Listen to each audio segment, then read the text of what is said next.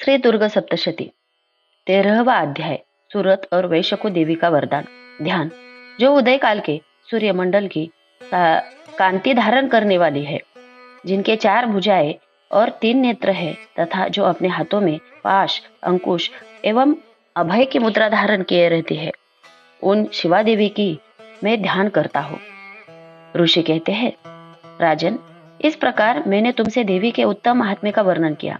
जो इस जगत को धारण करती है, उन देवी का ऐसा ही प्रभाव है। वे ही विद्या उत्पन्न करती है।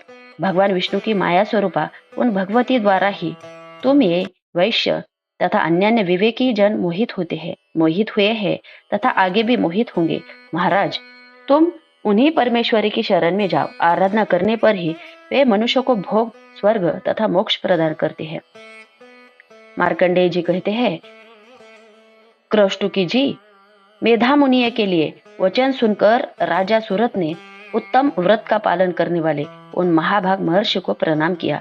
वे अत्यंत ममता और राजा पर रहन से बहुत खिन्न हो चुके थे। महामुनि, इसीलिए विरक्त होकर वे राजा तथा वैश्य तत्काल तपस्या को चले गए और वे जगदम्बा के दर्शन के लिए नदी के तट पर रहकर तपस्या करने लगे। वे वैश्य उत्तम देवी सूक्त का जप करते हुए तपस्या में प्रवृत्त हुए। वे दोनों नदी के तट पर देवी की मिट्टी की मूर्ति बनाकर पुष्प, धूप और हवन आदि के द्वारा उनकी आराधना करने लगे। उन्होंने पहले तो आहार के धीरे धीरे कम कर दिया, फिर बिल्कुल निराहार रहकर देवी में ही मन लगाए एकाग्रता पूर्वक उनका चिंतन आरंभ किया। वे दोनों अपने शरीर के रक्त से प्रोक्षित बलि देते हुए लगातार 3 वर्ष तक संयम पूर्वक आराधना करते रहे। इस पर प्रसन्न होकर जगत को धारण करने वाली चंडिका देवी ने प्रत्यक्ष दर्शन देकर कहा। देवी बोली, राजन तथा अपने कुल को आनंदित करने वाले वैश्य, तुम लोग जिस वस्तु की अभिलाषा रखते हो वह मुझसे मांगो, मैं संतुष्ट हूँ, अतः तुम्हें वह सब कुछ दूंगी।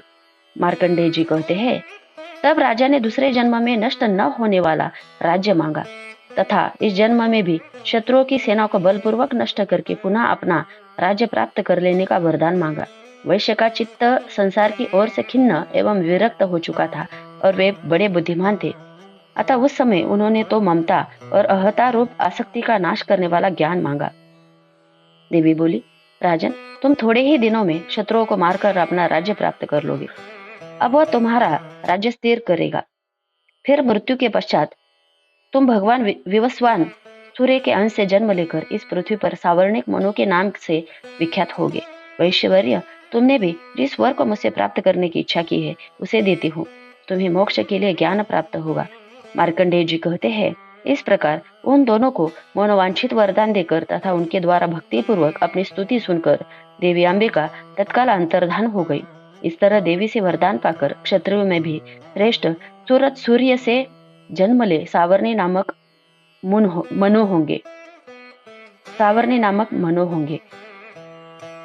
अध्याय 13वां संपूर्णम्।